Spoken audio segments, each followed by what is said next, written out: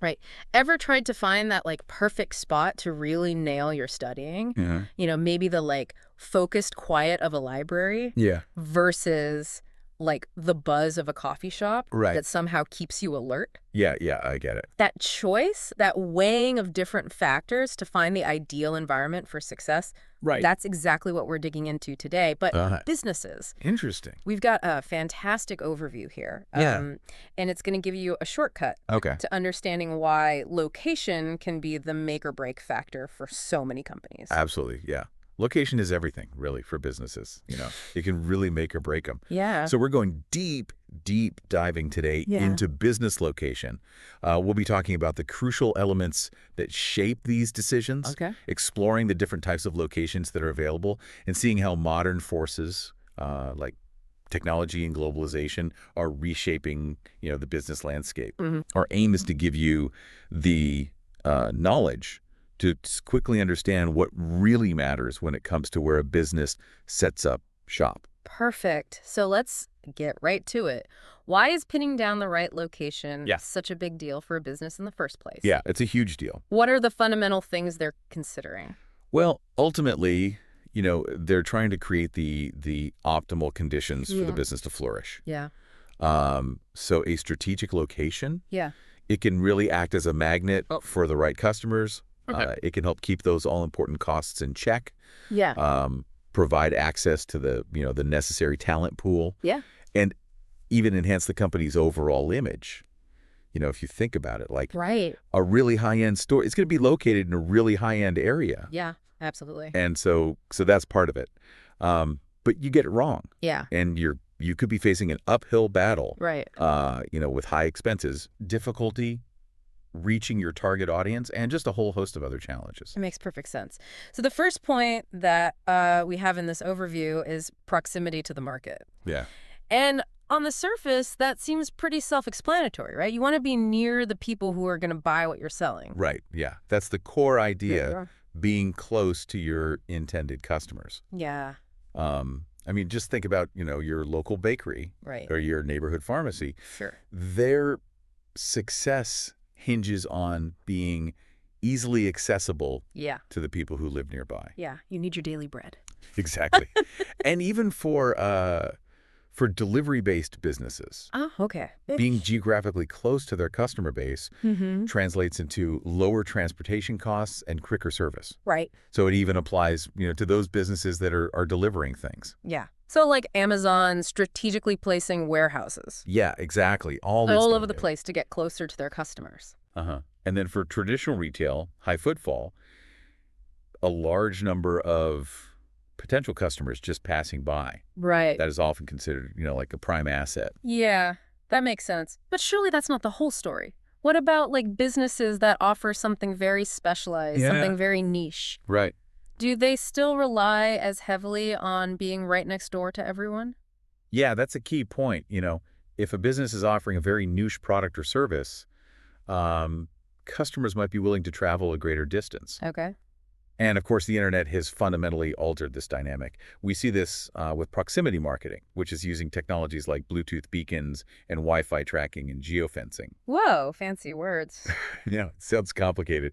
But basically what it does is deliver targeted advertising to potential customers in a specific area. Okay. So it's like bringing the online targeting power to the physical world. Gotcha. Yeah, it makes sense. So even those niche businesses still have ways to reach out locally. Exactly. It's a whole new world of possibilities. Yeah. And I also noticed something here about the benefit of being near other businesses. Yes. So think about this. Okay. You have a cycling repair shop next to a popular hiking trail. Okay. They're not direct competitors. Yeah, not really. But they cater to a similar, active lifestyle demographic. Right. They both kind of appeal to people who like to be outdoors. Exactly. Yeah. And so this can create a synergistic effect, It can attract more customers to the area who might use both businesses. It's creating a little hub of related services. Ah, like a little ecosystem where everyone kind of benefits from that shared customer base. Exactly. Think about, a shopping mall. Right. You've got all these different stores. Yep. They're not all selling the same thing, but they all benefit from being in the same location. Okay, that makes sense. So moving on to the next factor, we have availability of labor. Yeah. Obviously, every business needs people to operate, Of right? course, yeah. But what are the nuances here? It's not just about having a workforce, right? Okay. It's about having access to individuals Yeah. with the specific skills and expertise a business needs. Right. You need the right people for the right jobs. Exactly. So you see certain industries clustering in particular regions. Oh, okay. So like tech companies all kind of congregating together. Exactly. So the concentration of high-tech companies near universities, for example, the M4 corridor in the UK, Okay. that's not an accident. Right. They're strategically located to tap into a pool of skilled graduates. Makes sense. Like they're going where the talent is. Yeah, and where the research and the, cutting edge stuff is happening. Right. Conversely, a business might consider relocating to an area where labor costs are lower. Oh, okay. So like if they need to manufacture something. Yeah, maybe somewhere where the cost of living is a bit lower. Right. And then they can offer maybe slightly lower wages, but it still works out for everyone involved. Exactly. Yeah. And critically, good transportation links are vital here Oh, okay. Why is that? because it broadens the potential catchment area for employees. So even if you're not right in the middle of a city, if you've got good transport links, Exactly. people can still get to you. Exactly. And before making a decision, many companies will actually do what's called a labor availability analysis. Okay, what's that? Basically, they're trying to assess whether a region can provide the workforce they need both now and in the future. So it's almost like talent scouting, but on a map. Exactly. You got to know where the people are and if they have the skills that you need. Gotcha. So what about businesses involved in manufacturing or production? Yeah. Availability of raw materials and resources seems like a critical factor for them. Absolutely. It's paramount. So what do we need to know here? If you're dealing with perishable goods, Okay. like fresh produce, Okay, right. being close to your suppliers is essential. Yeah, you don't want those tomatoes rotting in the back of a truck. Exactly. Minimize spoilage, ensure quality, you got to be close. Yeah, that makes sense. Similarly, if your raw materials are really bulky Oh. or expensive to transport, like timber or metal ores locating nearby, can lead to significant cost saving. Right, because transportation costs can really add up. Oh, absolutely. It could be a huge chunk of your budget. Yeah, I imagine. And you even see businesses choosing locations based on specific natural resources. No, interesting. Think about breweries. They often prioritize areas with high-quality water sources. That makes sense. You need good water to make good beer. Exactly. And it's not just beer. Other industries have their specific needs too. Right, so it's all about like aligning your location with what your business specifically needs. Exactly. And ultimately, having a reliable and efficient supply chain for all the materials you need, it's non-negotiable. Yeah, you got to get those ingredients or those components or whatever it is you need reliably. Yeah, it's the lifeblood of many businesses. So this next one seems a bit counterintuitive to me. Oh, okay. Which one? Proximity to competition. Why on earth would a business want to set up shop right next to its rivals? It might seem strange, but there are some real advantages to it. Okay, explain. Think about a street with like a whole bunch of car dealerships. Okay, yeah, I've seen that. That concentration actually draws more potential car buyers to that area. So it becomes like a destination for car shoppers. Exactly. It creates a destination. Okay. This is often called the clustering effect. Okay. And it can even lead to shared marketing benefits. Oh, okay. How so? Because the area becomes known Okay. for that particular type of business. Gotcha. And for customers, it offers the convenience of easily comparing different options. Yeah, that's true. You can go from one dealership to the next and see what they've got. Exactly. Right. Now, the opposite strategy also exists. Okay. Some businesses deliberately choose locations away from direct competitors. Okay. And they're trying to capture a larger underserved segment of the market. Okay. So it's like if there's no pizza place in a certain neighborhood and you open one up, you got the whole market to yourself. You're the pizza king or queen of that neighborhood. Exactly. So it really depends on the specific market and the type of business. Absolutely. And as we discussed earlier, sometimes being near complementary businesses can be even more beneficial than being right next to a direct competitor. Okay. Yeah, that makes sense. So let's talk about location costs. Yeah. This has got to be a major consideration Absolutely. for every business, big or small. It's a big one. So break it down for us. What are we talking about here? Well, It's more complex than you might think. Okay. It goes way beyond just the rent Okay. or the price of purchasing the property. Right. So there are other factors to consider. So many other factors. Like what? You've got ongoing utility costs, electricity, water, internet access, Okay, yeah. the cost of labor in the area, Right. the expenses associated with transporting goods and employees, Okay. and various local and national taxes. Right. Like property taxes, business rates, all that fun stuff. All that stuff. Right. It's really about finding a balance. Okay. So a location with lower rent might seem appealing, Yeah. but if it suffers from low customer traffic Right. or a limited pool of skilled workers, Okay. the overall cost to your business could end up being much higher in the long run. Right. The cheapest option isn't always the most cost effective. Exactly. Okay. And then we have infrastructure. What are we talking about when we say infrastructure? So we're talking about the basics that make a business function, like roads and internet connectivity. Right. The essential stuff. Exactly. So things like robust transport links, roads, rail networks, even air travel are crucial for the efficient movement of goods, for ensuring that employees can get to work reliably. Okay. Yeah, it all has to connect. And in our digital world, reliable communication networks, particularly high-speed internet, are absolutely essential. Yeah, gotcha. So it's not just physical infrastructure, it's digital infrastructure too. Exactly. And let's not forget utilities. Oh, right. Like electricity, water supply. Without those, a business just can't operate. Yeah, you need the lights on, you need the water running. Exactly. It's the foundation upon which everything else is built. Okay, and finally in this section, we have government policies and incentives. How do those play a role in where a business decides to set up shop? So governments, both at the local and national levels, can exert a lot of influence on location decisions. Okay. Taxation policies can make certain regions more or less attractive. Okay, so like tax breaks to encourage businesses to move to a certain area. Exactly. They might offer grants or other financial incentives to encourage businesses to set up in areas with high unemployment or in specific sectors they want to promote. Right, so they can kind of steer business development in certain directions. Exactly. Planning regulations and local zoning ordinances dictate what types of businesses are permitted in different areas. Gotcha. So you can't just open a nightclub in a residential neighborhood. Exactly. There are rules and regulations for a reason. Right. And sometimes there are very specific incentives, like tax credits or low-interest loans. Okay. Specifically aimed at attracting small businesses or certain types of investment. So the government can really be a partner in helping businesses find the right location. Absolutely. They can create a supportive environment that encourages growth and development. Okay, so businesses have this whole array of factors that they need to weigh up when choosing a location. Now, where can they actually set up shop? The overview details several different types of locations. Yeah, there are a number of distinct categories of business locations, each with its own unique set of advantages and disadvantages. So let's go through them one by one. Sound good. Let's start with retail parks.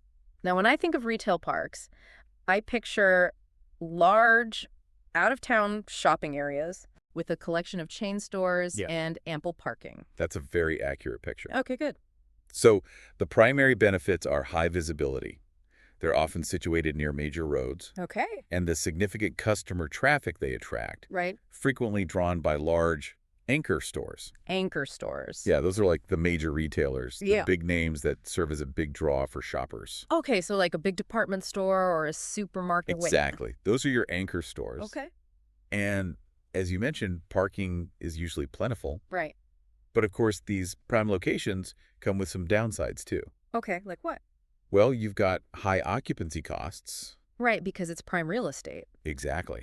And often they need pretty robust security measures. Yeah, I guess with so many people coming and going, security becomes a bigger concern. Absolutely. Okay. They can also become very crowded. Okay. And businesses operating in retail parks face considerable competition from their neighboring stores. Yeah, that's true. You're kind of all vying for the same customer base. Exactly. It's a competitive environment. So high reward, but also high risk and high cost. Exactly. You got to weigh the pros and cons carefully. Okay, what about the traditional high street? What are we talking about there? So high streets are typically the main thoroughfare in a town or city. Right, the main shopping street. Exactly. And they typically benefit from substantial footfall. Okay. And generally have good public transportation links. Okay. And for many businesses, Yeah. particularly independent retailers, Okay. having a presence on a well-known high street Right. can lend a certain degree of prestige. It's like a stamp of approval, right? Like you've made it if you've got a shop on the high street. Exactly. It can elevate your brand image. Okay. And if there are other attractions or amenities nearby, that can further boost visitor numbers. So like if there's a museum or a theater nearby, that could bring in more people who might then also check out the shops. Exactly. It's all about creating a vibrant and attractive destination. Okay, but what are the downsides of a high street location? Well, as you can imagine, rents on high streets tend to be high. Right, because it's prime real estate again? Exactly. And the availability of suitable space can be limited. Okay. Parking for customers can often be a major challenge. Yeah, especially in older town centers where parking might be limited. Absolutely. And businesses in older high street properties might also face higher maintenance costs. Okay. And potential security issues. Right, because older buildings might require more upkeep. Exactly. And security can be a concern, especially in areas with higher crime rates. Okay, so shifting gears away from retail for a moment, let's talk about industrial estates. I picture these as being designated areas on the outskirts of towns. Yeah. Housing factories, warehouses, distribution centers. Precisely. Okay, so what are the pluses and minuses of industrial estates? Well, the key advantages are their good transportation links, which are crucial for moving goods, and the fact that you can usually find more space at a lower cost compared to urban centers. Right, because land is cheaper further out. Yeah, exactly. Lakeside. And there's also the potential for synergistic relationships with other businesses in the same or complementary industries. Right, so it's kind of like that clustering effect we talked about earlier. Exactly. But they're often located far from the main customer base, especially for retail-oriented businesses. Right, you're not going to get a lot of foot traffic out there. Not unless you're selling industrial equipment or something. Right. Environmental concerns can also be a factor. And there are often specific zoning restrictions. Right, so certain types of businesses might not be allowed in certain areas. Exactly. And for retail businesses, visibility and foot traffic are generally very low. Yeah, not the ideal spot for a boutique or a cafe. Definitely not. Okay. And then we have the option of working from home. This has become increasingly popular, especially in recent years. Yeah, it's definitely a growing trend. So what's the appeal of working from home? Well, the major appeal is the lower startup and ongoing overhead costs. Okay. You eliminate expenses like office rent and utilities. Yeah, that makes sense. It also offers a lot of flexibility, removes the daily commute, and can even lead to certain tax advantages. Okay, so there are definitely some financial perks. Absolutely. But it's not without its challenges. Okay, what are some of the downsides? Well, it can be tough to maintain a clear separation between work and personal life. Okay, yeah, it can be hard to switch off when your office is also your living room. Exactly. And space within the home might be limited. Right. It can sometimes feel isolating, and some clients or customers might perceive a home-based business as less professional. Yeah, I guess there can be a bit of a stigma attached to it sometimes. Right. And obviously there's no passing foot traffic for a home-based retail operation. And there might be legal or contractual restrictions depending on the nature of the business. Okay, so there are definitely some things to consider before setting up shop at home. Definitely. It's not the right fit for every business or every entrepreneur. Okay, so we've covered the different types of locations. Now, the overview highlights how technology is changing the game when it comes to business location. Yeah, it's been a game changer. So let's talk about the internet specifically. Okay. How has the internet impacted business location decisions? The rise of online businesses, what we call e-commerce, has allowed companies to reach a global customer base without the need for physical storefronts in every location. So it's kind of like leveling the playing field in a way. Exactly. A small business operating out of a garage can now potentially reach customers all over the world. And that's reduced the reliance on those expensive high street locations. Absolutely. For many businesses, a physical presence is no longer essential. But I guess for some businesses, a physical presence is still important. Oh, absolutely. Think about restaurants, hair salons. Right, you can't get your hair cut online. Not yet, anyway. So it really depends on the type of business. Exactly. And this shift has also amplified the importance of logistics, Okay. and efficient delivery systems. Right, because if you're selling online, you need to be able to get your products to your customers. Exactly. Yeah. So companies like Amazon Right. have invested heavily in their distribution infrastructure. Yeah, they've got it down to a science. So the internet has really created this whole new landscape for businesses. That's a whole new ballgame. Okay, and what about how we actually work? Yeah. The overview talks about this concept of working from anywhere. Right. So how has technology enabled that? Well, thanks to technology, remote work has become a real option for a lot of people. Okay. High-speed internet, video conferencing platforms, Right. online collaboration tools. Right. These all allow employees to work effectively from pretty much anywhere. So you don't necessarily need to be tied to an office desk 5 days a week anymore. Exactly. And this has huge implications for business location. Okay, how so? Companies might require much less office space. Right, which means lower costs. Exactly. Big savings on rent, utility, it all adds up. Okay. And companies are no longer limited to hiring talent within a commutable distance. Right, they can cast a wider net. Exactly. They can tap into a global talent pool. So the geography of work has become much more fluid. Exactly. It's no longer bound by traditional limitations. Okay, and then we have this broader trend of globalization, which is making the world feel smaller and more interconnected. How does this impact business location? Well, globalization has led to increased interconnectedness between countries in terms of trade, communication, culture. Right, we're all more connected than ever before. Exactly. And this makes it much easier for businesses to sell their products and services across international borders. Okay. So it opens up huge new markets, Right. creates big opportunities for growth. So businesses might strategically choose to locate in countries Yeah. that offer better access to these international markets. Absolutely. So maybe they'll choose a country with favorable trade agreements, establish distribution networks, lower tariffs. So it's not just about selling globally, it's also about strategically locating your operations on a global scale. Exactly. Okay. You want to be where the opportunities are and where you can operate most effectively. Okay, so globalization has really added a whole other layer of complexity to business location decisions. Absolutely. It's a global game now. Okay, so the overview then moves on to some real-life examples Yeah. of business location decisions, both good and bad. Right. Let's start with the positive. Let's look at some businesses that seem to have gotten it right. Okay. What are some examples of businesses that have made smart location choices?